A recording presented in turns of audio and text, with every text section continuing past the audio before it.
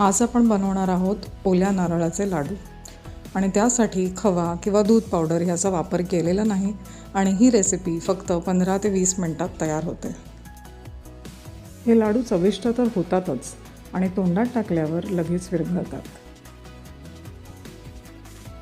यामध्ये फक्त 3 इन्ग्रेडियंट्सचा वापर केला आहे आणि ते म्हणजे ओला नारळ, दूध आणि साखर. थोडंसं तूप घालून त्यामध्ये मी 1 वाटी नारळ छान परतून घेतला आहे, साधारण 5 मिनटं, आणि त्यामध्ये अर्धी वाटी दूध आणि अर्धी वाटी साखर घालून ते छान परतून घेतलं आहे.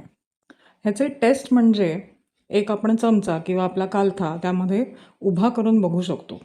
जर त्यामध्ये तो व्यवस्थित उभा राहिला म्हणजे आपलं लाडवासाठीचं जे सारण आहे ते व्यवस्थित तयार झालं आहे.